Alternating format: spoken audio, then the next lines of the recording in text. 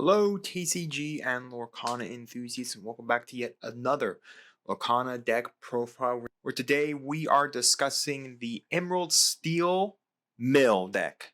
First off, I'd like to thank Moonrose TCG for this deck. You can find a link down in the description below to his original video. So thank you to him, and go give that man some support.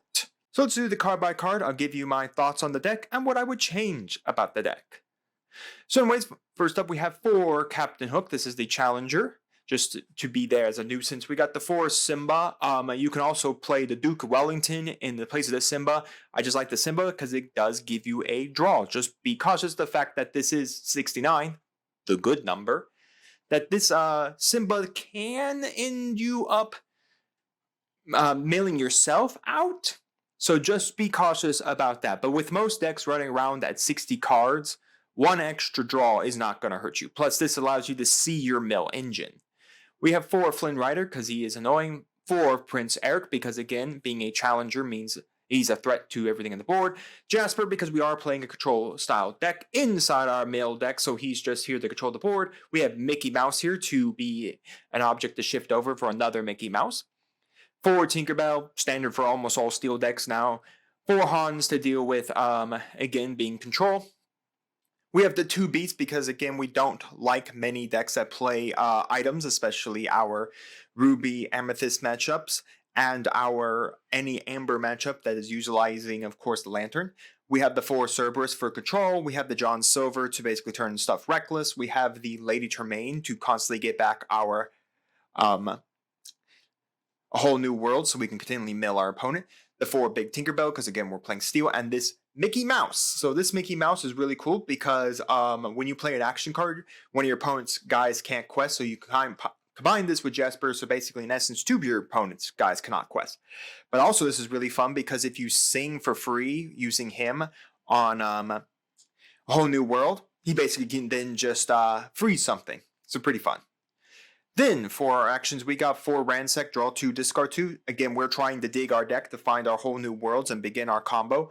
Do it again to cycle back our whole new world, so 3 of that. 4 Smash because we're steel. Then we have 4 whole new world, basically discard our hands and draw 7. And then we have 3 grab your swords, again because we are steel deck. We like to deal with wide boards. So, that is the deck. Overall, my thoughts are that this mill deck is kind of gimmicky. When it goes off, it is amazing. The multiple times you can just use a whole new world to rip your opponent's hands away, even using a whole new world, having at least another guy that can sing it or even 5 ink, do it again and just mill your opponent's entire 7 hands. So in essence, you're just milling away their cards. Again, this says this is draw 7 cards. If your opponent can't draw the 7 cards, they still draw their deck, but then you'll just pass a turn and you win on deck out. So that's what this whole deck is about. It's milling a lot of cards. The best matchup you have here is your Ruby Amethyst because they draw so heavily in their deck. Using the Queen, using Magic Mirror, they will draw through their deck, and then you'll just be able to go whole new world, get rid of all their cards like their Dragonfires and their Be Prepared, which are their base kill spells, and of course getting rid of those Maleficents and their Elsas and just removing them from the board. But while we are playing a mill deck, we are also still playing a control style steel emerald deck. We still have cards that are capable of doing that, from Hans that can deal damage to John Silver that can just turn stuff reckless, to Cerberus being able to punch over stuff, Mickey Mouse being able to always have the ability to stop guys from questing, Tinkerbell for doing mass amounts of damage all over the board. We have Jasper to stop stuff from, of course, questing, and then of course we have the Captain Hook and Prince Eric just because they are here because they are annoyances. Because your opponent really doesn't want to quest with a little weenie that's going to get knocked out by, say, a guy that can challenge up to 3 damage. So, pretty nice. So overall, like I said, it's a gimmick, but it's a fun gimmick. I think if we see more cards that can help evolve the mill engine, that'd be really, really great to give this deck even more power. Mill is one of the major concepts in any TCG. Every TCG has some form or another of a deck that can utilize mill. But what cards do I think can go in this deck, or you can switch out in this deck to make it your own flair. I have seen decks playing the genie here that can shift, playing the little genie so you can shift for the 6 cost actually. And then when you quest, he gets to play a 5 cost action for free. 5 or less cost action for free. So you could quest and then trigger a whole new world. Basically, in essence, you didn't pay for the ink, you paid for the questing, but you probably want to wait next turn to then quest with him and do all that so that you can quest, do a whole new world, and then have your full ink. Well, that's why a lot of times you want to be singing a whole new world in this deck so that you have all your ink.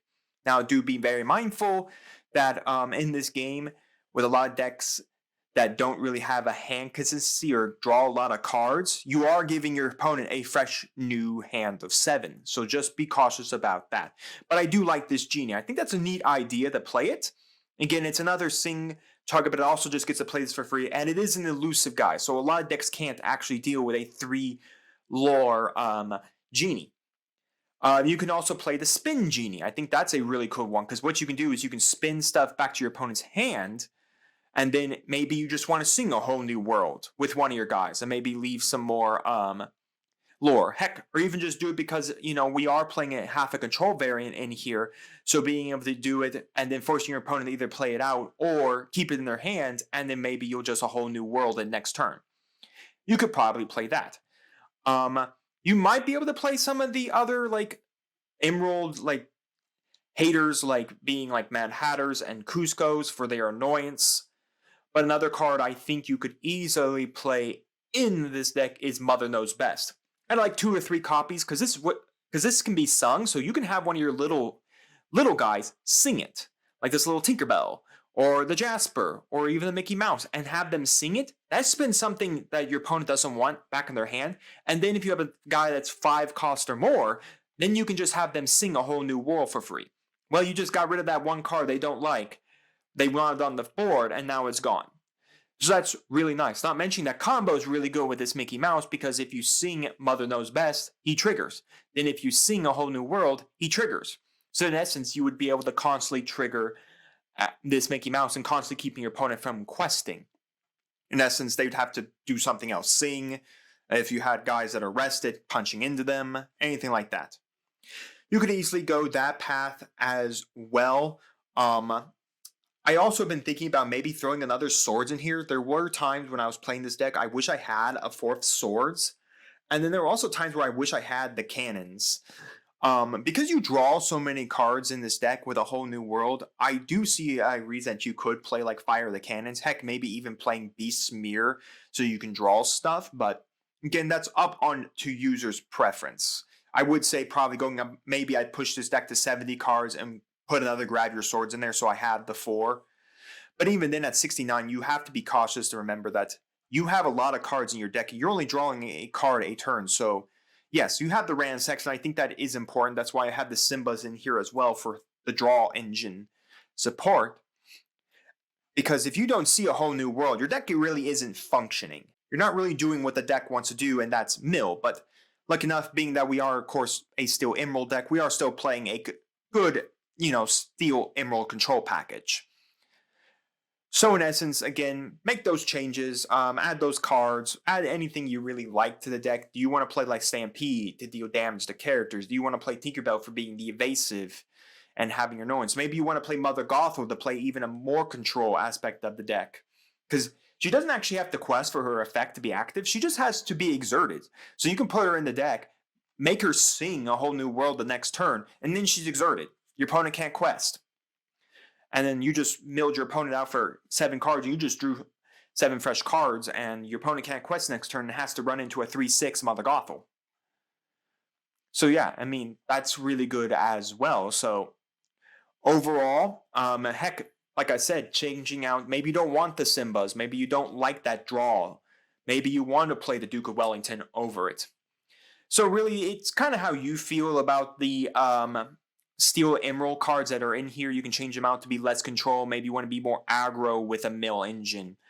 I mean, you could probably do that. I don't know how well that'd be good, but you could possibly do that as a more aggro Emerald side, like all the guys that like the quest for lots of lore, and then playing the mill engine so that you can mill cards. Overall, that's on you. But if you guys do want to see a different build of this, like an aggro mill deck, then you guys got to give this video 10 likes. And I will build that deck for you, and I will play that deck for you. Of course, on Pixelborn. So once again, I want to thank Moonrose TCG for this deck right here. Once again, check the description down below for a link to his video. Give that man some love as well. And of course, while you're checking out that link, do make sure to also go down and comment your thoughts on Emerald Steel Mill. What are your thoughts on the deck? Do you think it's gimmicky? Do you think it's cool? Do you think it's just a load of baloney? Do you think it should get more support in the Floodborn set? What type of support would you want it to get in future sets? Let me know that all down in the comments. And while you're commenting everything, do make sure to like the video, make sure to subscribe to the channel, and make sure to ring the bell so you get notified when my videos go live for you. And we'll see you here next time on Mama Dragon's TCG.